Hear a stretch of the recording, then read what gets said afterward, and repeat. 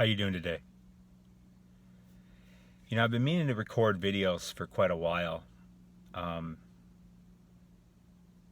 because I've spent thousands of hours studying health, success, wealth, personal development, you name it.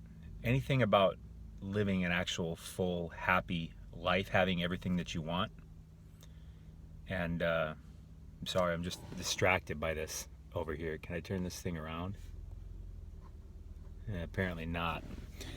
I'm looking at this beautiful mountain over here. These are the Olympic Mountains out here. I'm going to go out and take a walk actually in a second. But what I want to really tell you about quick, maybe not totally quick, but I wanted to share the idea of beliefs with you today.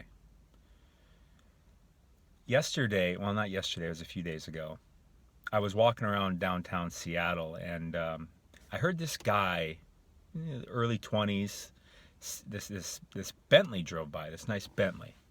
And he said to his buddy, he was like, "Wow, that car is worth more than I'm ever going to make in my life."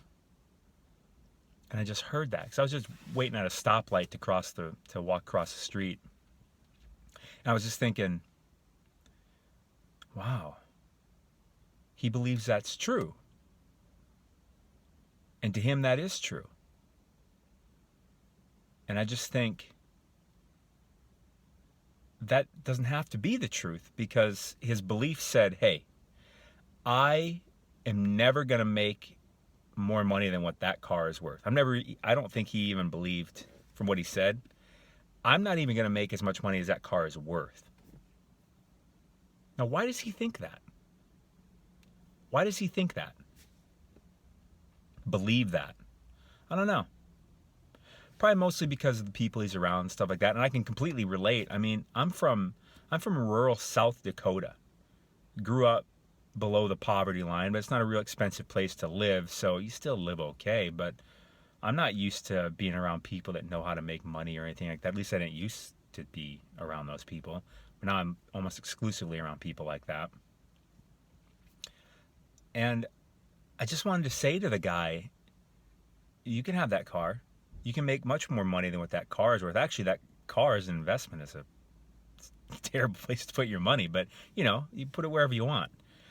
But I just wanted to say, so whatever ideas he has in his mind of how to generate wealth and income and stuff like that are limited. And he has this belief in his mind that I will never make as much money as that car is worth. And that car's worth, I don't know, maybe $300,000. So this kid's walking around. He's like I say, he's probably about 22, probably in college or just graduated, something like that, thinking I'm never going to make $300,000 over the course of my entire life.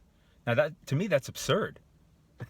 Like, you can make, there's billionaires walking the planet. In Seattle here alone, 2 of the 3 richest people in the world live here. They're both worth, like, Bill Gates and, what's his name, the Amazon guy, Bezos, Jeff Bezos. I mean, they're both worth like 50 to 80 billion dollars. I mean, people can become very wealthy, and to get a Bentley, you don't need billions of dollars at all. But the point I'm trying to make is our beliefs are a big deal. They are a big, big deal. And all of us are walking around with these certain beliefs in our head, and that what they do is create the results in our life. If I'm walking around thinking, well, I'm never going to make as much money as that Bentley is worth, what are the odds? Not that odds are relevant in this case, but if you were a betting person, would you bet that I'm going to make more money than that Bentley's worth in my life? Probably not. I wouldn't bet on that. But the guy's walking around thinking this. See, here's a really important aspect. The way we think about things and what we believe come out in ways that we can so miss them. They can be so subtle. But again, I've spent a lot of time talking with people, listening to what we say, what we really say. And you can say, I want to be happy. But that's not necessarily what you're saying. So in this case, like say that guy had looked at the Bentley and said, You know, if I walked up to him and take that back. If I walked up to him and I said, hey, you can have that Bentley. And I thought about doing that. You could have that. You just have to figure out how. Because that's the truth. That's the belief in my head. And I've built lots of supporting evidence of that belief. I mean, I know for a fact it's not even a question to me that, yeah, you can get that Bentley. It's not a big deal, man.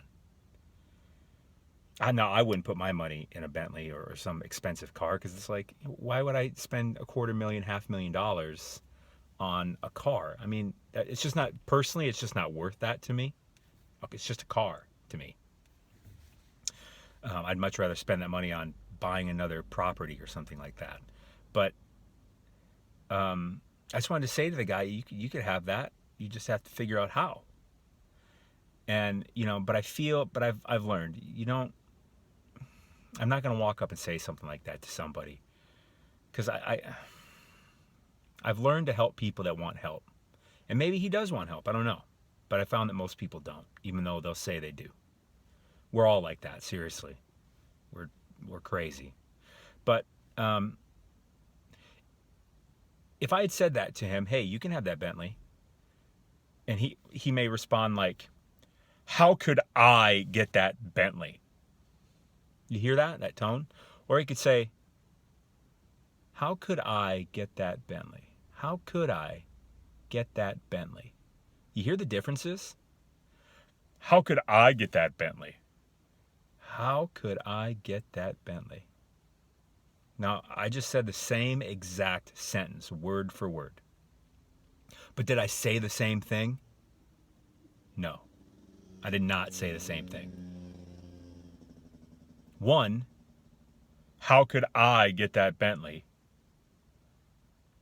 You can tell that it's coming from a different place. The tone, the attitude, it's saying something that I'm not saying with my words. And we all do that. We say things, we'll say the words, how could I get that Bentley? And what I'm really saying is, no way can I get that Bentley.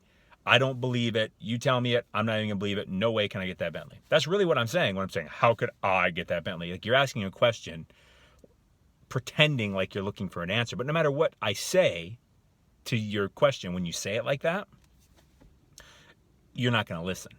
Because you're not listening. You're already set up. You already decided you know the answer. I can't have that Bentley. That's what you're really saying.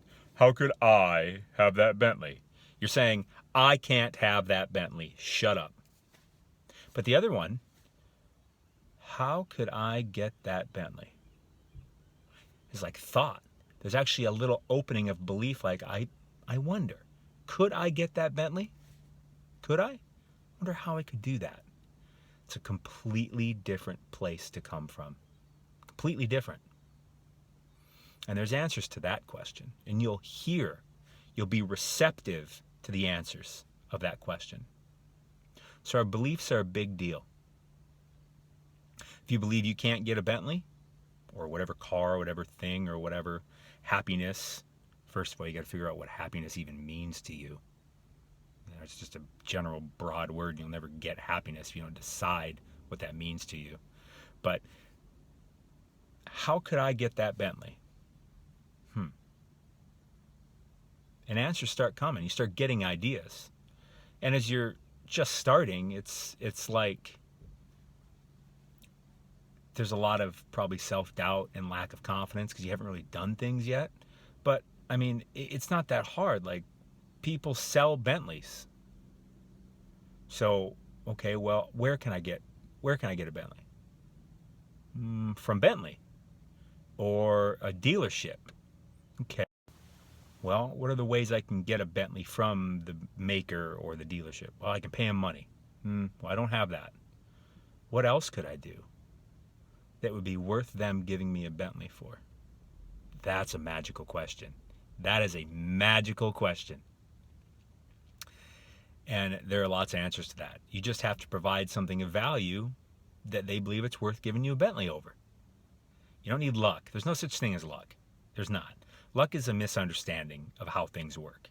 Magic, luck, not real. Not real. You get exactly what you're looking for, whether you understand why or how or not. But your beliefs are a big deal. Pay very close attention. I can have that Bentley. That Bentley's worth more than the money I'm ever going to make in my life. Well, which one do you want? Which belief do you want rattling around in your head, creating your thoughts, creating your results, creating your actions in your life, creating your life? Which beliefs do you want rattling around in your head? Be very attentive to your beliefs. I'll tell you quick how you get that Bentley. You just got to send out I do marketing. I have my own businesses and stuff, and I do really lead generation for a lot of businesses, and I really just send them leads. They get business out of it, and I take some of the profit from it. That's how usually what I work out. So if I wanted a Bentley, I'd just go there and I'd come up with a lead generation way or a marketing thing that I could help them with, because that's something I could provide to them that will make them way more money than whatever that Bentley's worth, and they'd gladly give me one for that. That may not make sense to a lot of you. That's fine, but I just want you to know you don't just have to get. There's more that you don't have to just finance a car or have the cash to get.